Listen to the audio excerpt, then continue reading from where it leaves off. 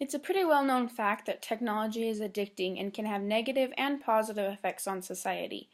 I really like this quote saying, "The difference between technology and slavery is that the slaves are fully aware that they are not free." For the last few months, I've been really interested and shocked by the statistics and information that has been released about the negative effects of technology on children. For this reason, I want to talk to you today about why I think children should be very limited in the amount of technology that they get every day. Even if you do not have young children, I think adults can benefit from hearing about the negative effects of technology because adults need to limit their use of technology too. I'm hoping that I can teach you about the recommended amount of screen time children should get, the negative consequences that accompany too much screen time, and what we can do to limit the screen time of us and our children. I hope to persuade you to assess the amount of time and technology in your life and the life of your family members and learn to limit this time to a healthy level. Do you know what the recommended amount of screen time is for children? According to an article posted by the American Academy of Pediatrics, children younger than 18 months old should only have screen time when video chatting. Children between 18 and 24 months old should only have access to high-quality programming, and parents should watch it with their children. Children ages 2 to 5 only should have 1 hour of high-quality screen time a day. Now, I know this sounds crazy. How many 2 to 5-year-olds do you know who only get 1 hour of screen time a day? Probably very few. I know it sounds hard, but I know it is possible to limit these times if we are educated and we as adults limit the time that we spend looking at our screens and being an example to children. So how much time are the average Americans spending on screens? According to Ashley Welch from CBS News, children between ages 8 and 18 spend on average 7.5 hours a day using screens, and adults spend on average 11 hours behind screens. Because of these stats, I think we need to start with ourselves. I think it's important that we set an example for our kids and that show that screens can be put away. None of us really need to aimlessly scroll Instagram and Facebook for hours on end. And so there are many negative effects that I have found that can be attributed to screens. The first I found was that screen time can lead to obesity. So screen time is usually associated with sedentary activity. People who engage in many hours of screen time usually get less exercise and tend to snack more. Kids who sit in front of screens snacking don't pay close attention to what their body's telling them. Their body will be full, but the kids are distracted by screens, and so they just continue to eat. Also, exercise is limited when kids are spending all their time indoors and not getting outside. According to the second problem I found is that screen time creates sleep problems. According to Jessica Schmerler at Scientific American, blue light emitted from screens messes with the melatonin levels in our brain. Melatonin is a chemical that helps us fall asleep, and blue light decreases the production of melatonin in our brains, and it makes it so we have a harder time falling asleep.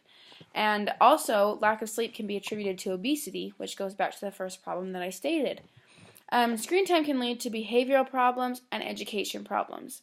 So in an article by Maureen, Amy, and Lindsay Garby, they said elementary school aged children who watch TV or use a computer more than 2 hours per day are more likely to have emotional, social, and attention problems. Excessive TV viewing has also been linked to increased bullying behaviors. Janice Kowalski says the sensory overload causes kids to have poor focus and depletes their mental energy, which often leads to anger and explosive behaviors. Kids become overstimulated and revved up, and they may have a difficult time managing stress and regulating their moods. It's also proven that children who have a TV in their bedroom do worse on academic testing. In a test done by Robinson, 350 third graders were surveyed. 70% of them reported having a TV in their bedroom.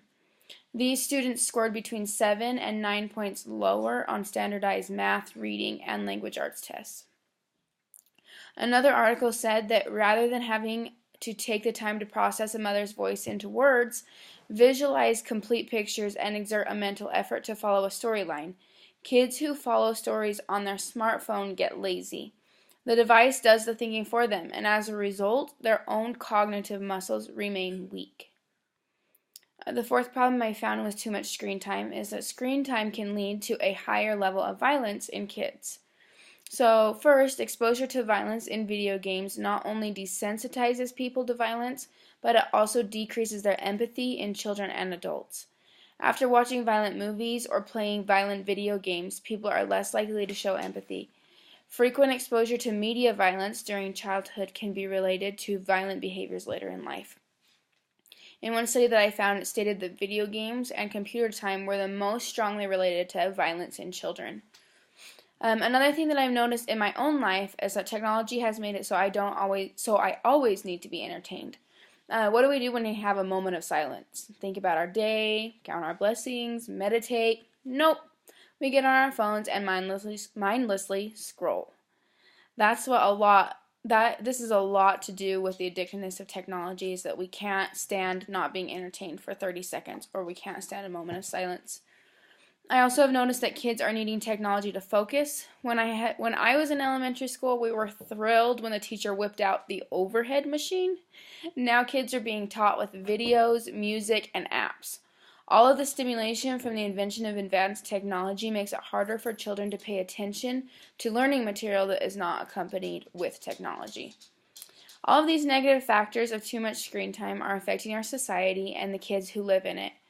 Technology won't be going away, so we need to find a way to limit and control our use of technology as well as our families.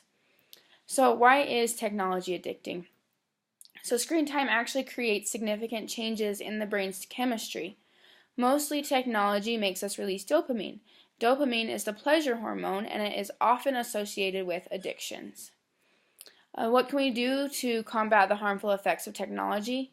So, first of all, in France, they actually have banned all smartphones in schools. They implemented this in order to protect children from screen addictions and bad mobile phone use. France also implemented a law requiring companies to make rules that limit work emails and work-related technology outside of the office. They call this the right to disconnect. This was done to reduce job-related stress and prevent employee burnout. I have found some things that we can all do to limit the amount of screen time in our homes. First, a common thing to do is have a central charging station so kids and parents have to turn in their phones at bedtime. This is a great thing to do to prevent us from staying up late on our phones. Another thing I found said to have weekend-only devices. This is where you only allow screen time on the weekends. Another idea is to use screen time as a reward.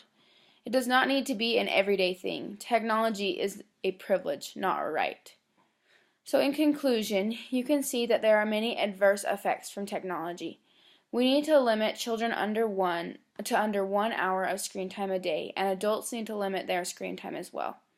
Thankfully, there are things we can do to have a healthier relationship with technology.